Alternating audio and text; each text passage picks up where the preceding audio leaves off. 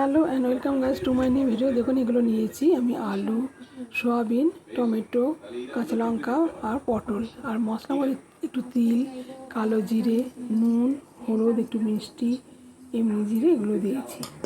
দিয়ে আমি আর এটা দিলাম একটু বেসন। যতটা বেসন দিচ্ছি ততটাই আমি এতে চাল গুঁড়ি দেবো। নিয়ে এবার চাল গুঁড়ি দিয়ে এতে আমি একদম জল ব্যবহার করব না, মানে এটা শুকনো শুকনো করে মাখবো। আর এতে কিছু মশলা মানে পুরো মাখা হয়ে গেলে এরপর আমি দিয়ে দেবো একটু খানিকটা ভাজা মশলা, মানে জিরে, লঙ্কা আর একটু গরম মশলা মেশানো, এগুলো দিয়ে দেবো। দিয়ে এবার ওটা দিয়ে মেখে নেবো। মেখে নিয়ে এবার 1 চামচ পুরোটাই দিয়ে দেবো। দিয়ে আবার একটুখানি মেখে নেবো। মেখে নিয়ে এবার আমি স্ন্যাক্সের আকারে গড়ে নেবো।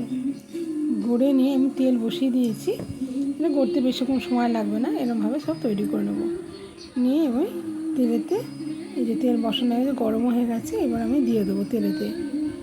দিয়ে আমি আস্তে আস্তে এপিট ওপিট করে 2 পিঠই লাল লাল করে ভেজে সন্ধেবেলা চায়ের সঙ্গে পরিবেশন করব। আপনাদের রেসিপিটা কেমন লাগলো? আর যদি ভালো লেগে থাকে তাহলে চ্যানেলটাকে সাবস্ক্রাইব করবেন আর পাশে থাকবেন। কমেন্ট করে জানাতে ভুলবেন না। আশা করি রেসিপিটা আপনাদের ভালোই লাগবে। আপনার বাড়িতে ট্রাই করতে পারেন।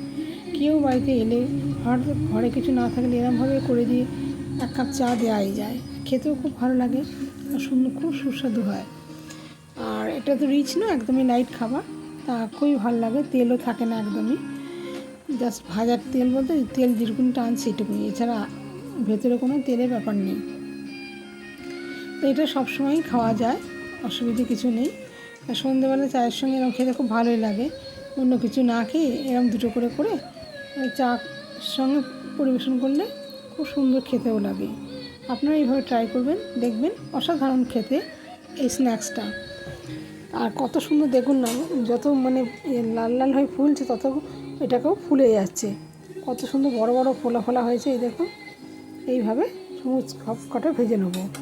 ভেজে নিয়ে আমি চায়ের সঙ্গে পরিবেশন করব। আশা করি রেসিপিটা আপনাদের খুব ভালো লাগবে। যদি ভালো লাগে তাহলে আমার চ্যানেলটাকে সাবস্ক্রাইব করুন, পাশে থাকবেন। লাইক কমেন্ট করে জানাতে ভুলবেন না। আপনারাও ট্রাই করুন, দেখুন, তারপর বলবেন খেতে কত সুন্দর হয়। এই ছিল আজকের রেসিপি।